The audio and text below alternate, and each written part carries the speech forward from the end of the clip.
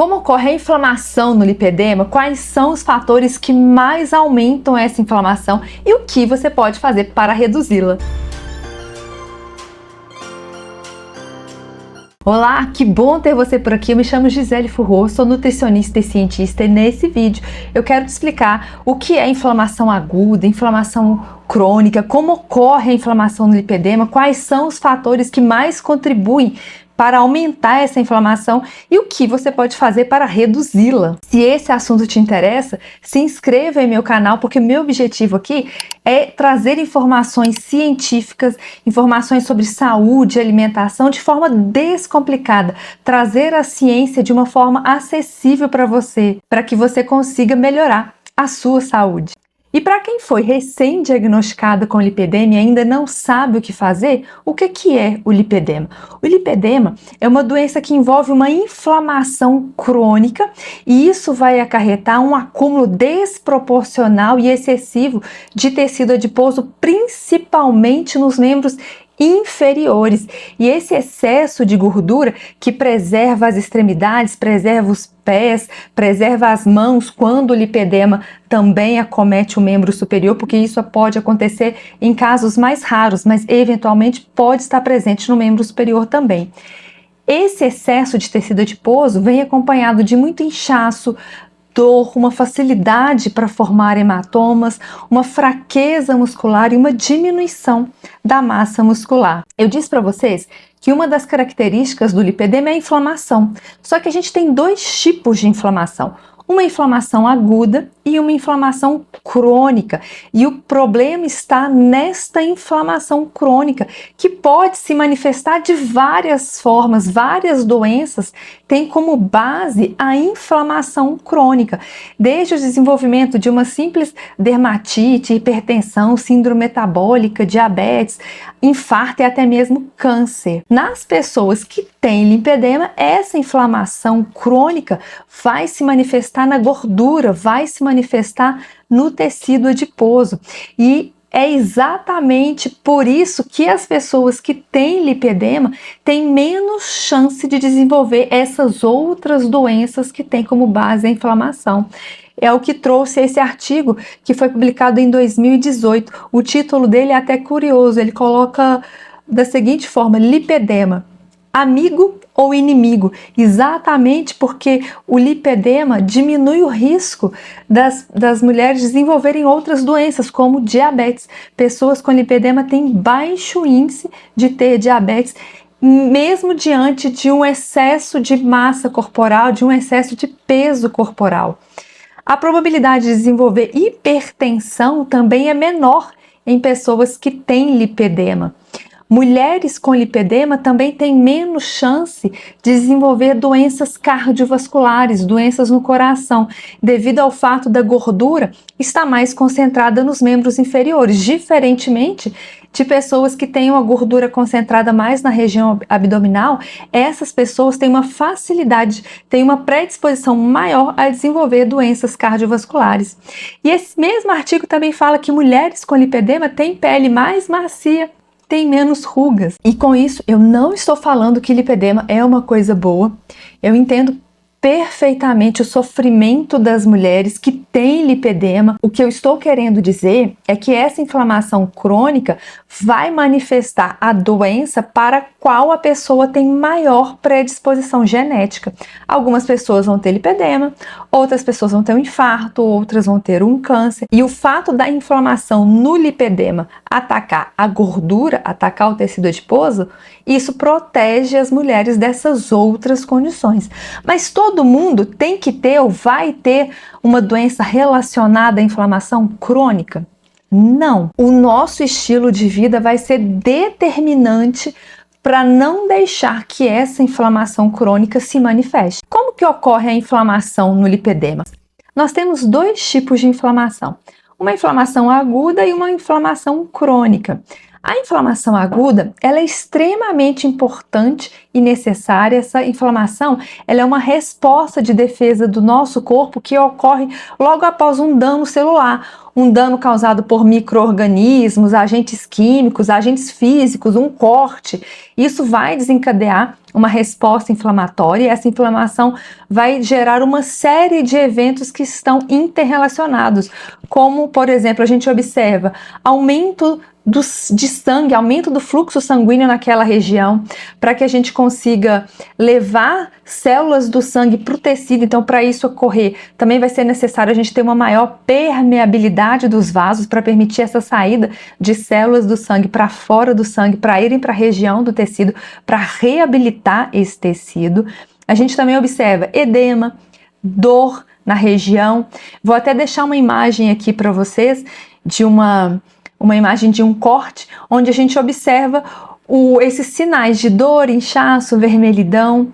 Assim que uma inflamação, assim que o corpo reconhece um processo, um dano, um agente que causou um dano, ele começa a liberar mediadores inflamatórios para que esses mediadores inflamatórios possam sinalizar para o reparo desse tecido.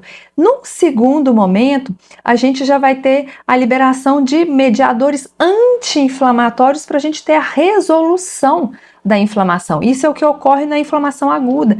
Isso se resolve em poucos dias. A gente tem um aumento da produção de citocinas inflamatórias, depois um aumento da produção de citocinas anti-inflamatórias, seguida da resolução da inflamação. Vou mostrar até um outro gráfico para vocês observarem essa curva ascendente e depois descendente. Na inflamação crônica, que é o que acontece no lipedema, a gente não vai ter essa fase da resolução da inflamação. A inflamação, esse dano vai ser contínuo, vai ser prolongado, e isso vai gerar alterações sistêmicas extensas no nosso corpo. Essa inflamação aguda, a gente consegue perceber facilmente, porque a gente tem vários sinais. A gente observa quando a gente machuca, quando a gente corta, a gente percebe que fica mais quente, a gente sente o calor, o edema, a gente percebe que inchou, fica vermelho, fica dolorido.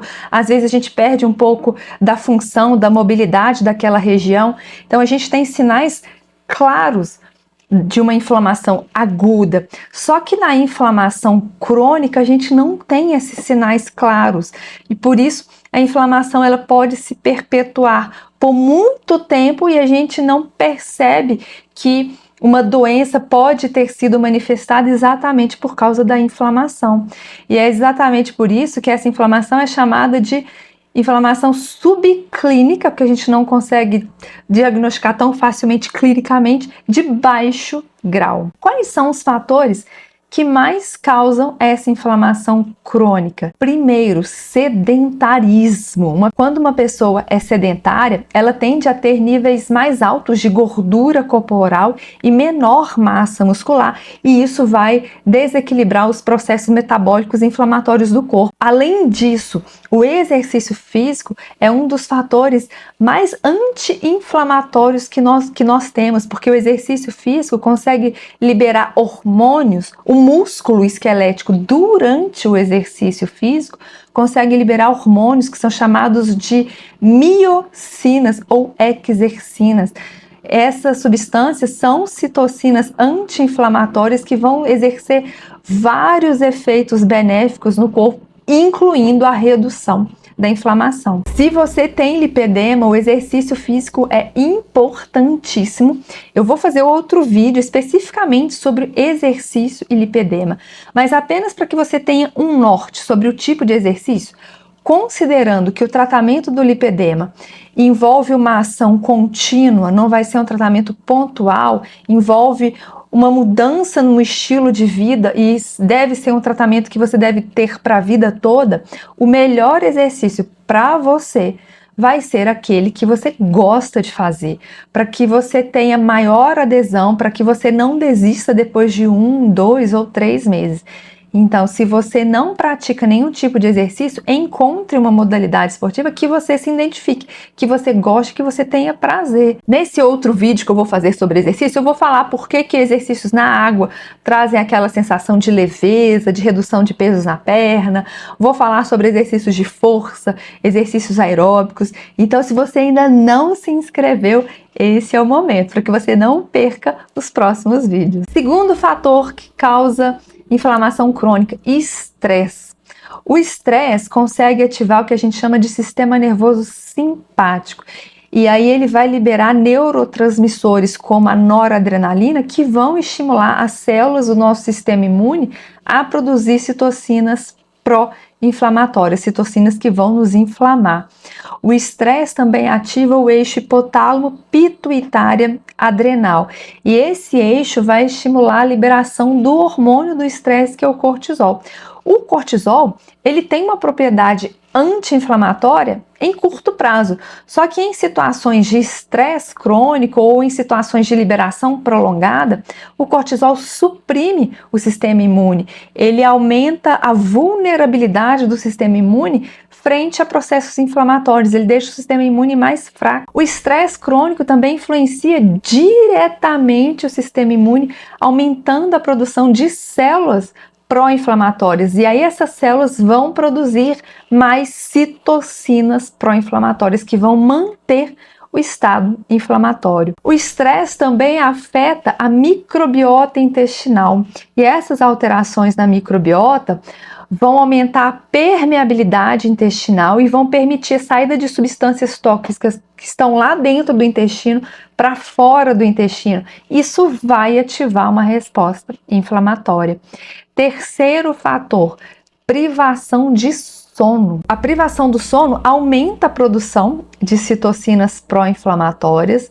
A privação do sono também ajuda a suprimir o sistema imune, deixando o sistema imune menos eficaz em combater uma inflamação.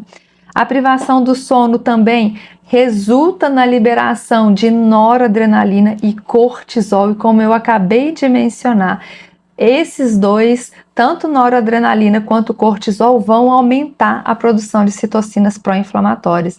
Privação do sono também altera a microbiota intestinal, e essa microbiota intestinal vai causar uma desbiose intestinal, vai aumentar a permeabilidade intestinal e isso vai inflamar. Quarto fator, tabagismo e álcool. Eles são altamente inflamatórios, promovem estresse oxidativo, deixam o sistema imune mais fraco, suprimem o sistema imune, alteram a microbiota intestinal, são péssimos também.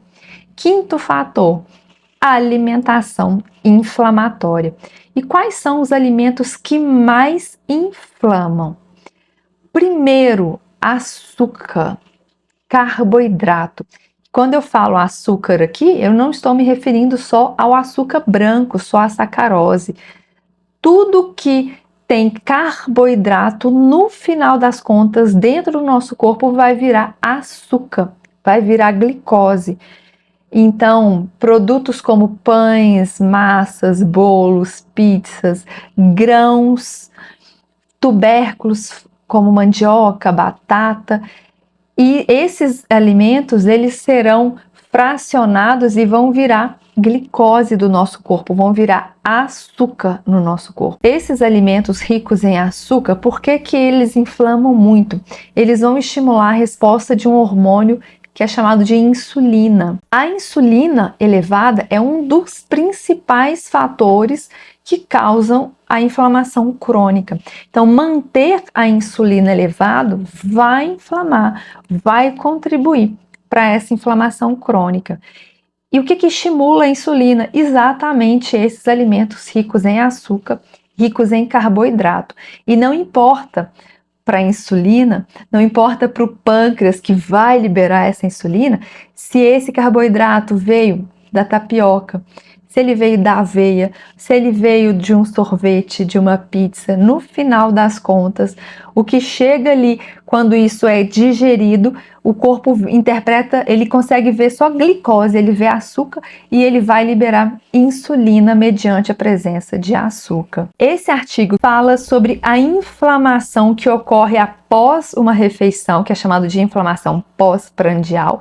Ela é disparada pelos níveis de glicose de maneira dose dependente. O que isso significa? Quanto maior a quantidade de glicose, maior a inflamação. E vou reforçar, não importa se essa glicose veio da aveia ou se veio do sorvete, glicose é glicose. Glicose vai estimular a inflamação. Refeições que têm muito açúcar, que têm muito carboidrato, vão estimular uma resposta inflamatória. E aí eu quero chamar a atenção de vocês para a pessoa que tenta seguir as diretrizes nutricionais. Infelizmente, as diretrizes nutricionais ainda sugerem que o consumo de carboidrato fique entre 45% a 65% das necessidades diárias. Isso significa que mais da metade do que a pessoa come, se ela seguir essa orientação, vai ser açúcar. Imagine uma pessoa que está completamente inflamada, comendo mais do que a metade do que ela ingere no dia inteiro na forma de açúcar.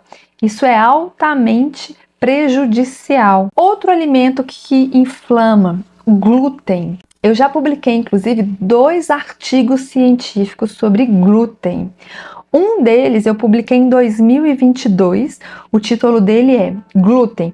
Apenas pacientes celíacos se beneficiam de sua remoção da dieta. Nesse artigo, eu discorri sobre as 3 patologias que envolvem o glúten, porque além da doença celíaca, nós temos a alergia ao trigo, que é uma alergia não só à proteína do glúten, mas às outras proteínas do trigo, e a sensibilidade não celíaca ao glúten. O grande problema está exatamente nessa sensibilidade não celíaca ao glúten, porque nós não conseguimos digerir, nós não temos enzimas humanas que consigam digerir o glúten em sua totalidade.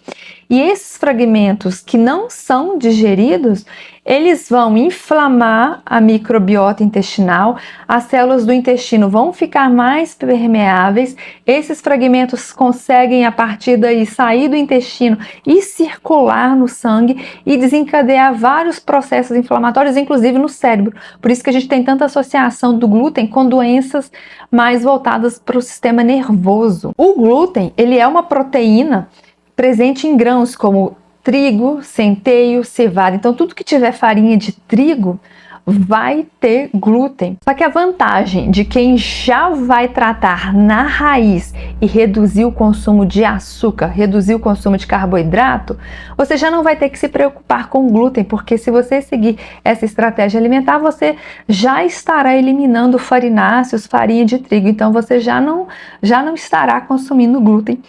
Já é menos um problema para você se preocupar. O outro artigo que eu publiquei foi publicado ano passado, em 2023, e ele fala das vantagens multifacetadas de se eliminar o glúten da dieta. Vou fazer outro vídeo depois, mais para frente, explicando melhor sobre esses 2 artigos. Outros alimentos que inflamam, alimentos ricos em gordura trans. A gordura trans é uma gordura que ela foi sintetizada, produzida pela indústria. A indústria pegou um óleo vegetal que é líquido e através de um processamento, através da modificação da estrutura química desse óleo, a indústria conseguiu transformar esse óleo líquido em uma gordura sólida. Isso é a gordura trans. A gordura trans é altamente inflamatória. Onde que a gente encontra gordura trans?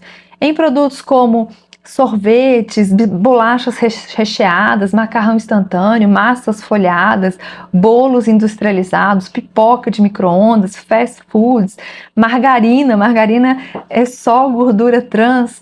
Então, todos esses alimentos industrializados, eles podem ter muita gordura trans. Outros alimentos, óleos vegetais refinados, óleos como canola, girassol, óleo de milho, óleo de algodão, todos esses óleos vão te inflamar muito, são altamente prejudiciais, eles vão piorar o quadro do lipedema.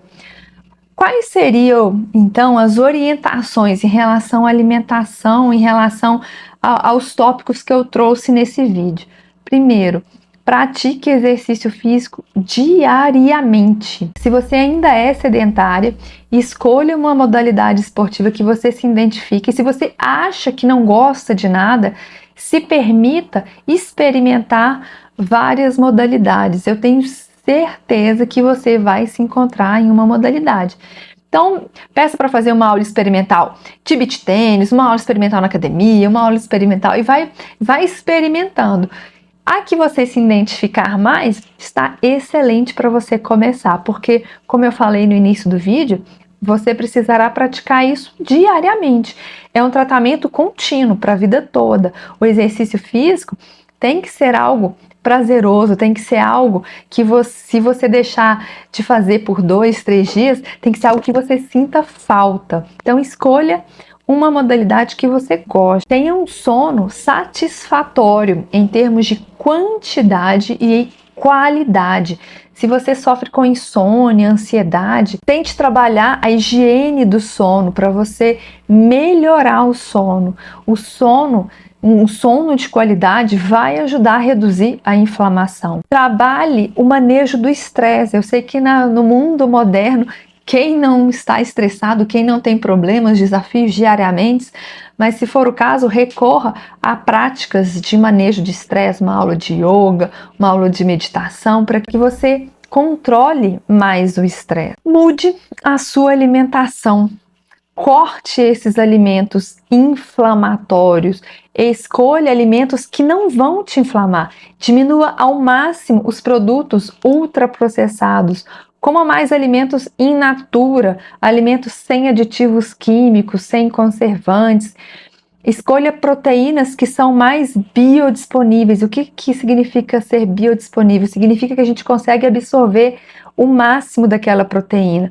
Quais são as proteínas mais biodisponíveis? As proteínas animais, como carnes, ovos, peixes. As proteínas vegetais, elas são menos biodisponíveis. Consuma vegetais folhosos à vontade. Você pode consumir à vontade também legumes que têm menos amido, que têm menos carboidrato, como brócolis, couve-flor, tomate, pimentão, berinjela, abobrinha, cebola, quiabo, vagem. Esses vegetais podem ser consumidos à vontade. Evite os vegetais que têm muito amido, que tem muito carboidrato, como batata, todos os tipos de batata, batata inglesa, batata doce, mandioca, cará, abóbora moranga, eles vão ter mais carboidrato. Em relação às frutas, escolha as frutas que têm menos açúcar. Eu sei que a lista precisará ser um pouco mais restrita em relação às frutas, porque a grande maioria das frutas tem muito açúcar, mas ainda restam algumas opções, como abacate, coco, as frutas vermelhas. Aqui a gente inclui morango, cranberry, blueberry, que é o mirtilo, framboesa, acerola, limão. Kiwi também pode ser incluído, maracujá, são as melhores frutas para você utilizar no tratamento do seu lipedema. Escolha as boas fontes de gorduras que estão presentes no abacate, no coco, nas castanhas, nas nozes. Em relação ao preparo dos alimentos, cozinhe com as boas gorduras. Não utilize esses óleos vegetais refinados que eu mencionei, como óleo de soja, óleo de canola, óleo de milho, óleo de girassol. Utilize azeite, manteiga ghee, óleo de coco, a própria gordura animal. Você pode utilizar a gordura da própria preparação de uma carne, guardar aquela gordura que sobrou e utilizar para uma preparação futura. Se você fizer essas mudanças, você vai começar a ter uma resposta melhor em relação ao controle do lipedema. E eu volto a reforçar, esse tratamento ele deve ser para a vida toda, é um tratamento contínuo. Mas esse é o caminho: fazer exercício, melhorar o sono, melhorar o manejo do estresse, reduzir o consumo de álcool, melhorar a alimentação, reduzir os alimentos inflamatórios, aumentar os alimentos que não vão te inflamar, porque todo esse conjunto somado vai reduzir o quadro da inflamação crônica e vai te ajudar a controlar o lipedema. Se você gostou desse vídeo, deixe seu like e eu estou te esperando no próximo. Um beijo!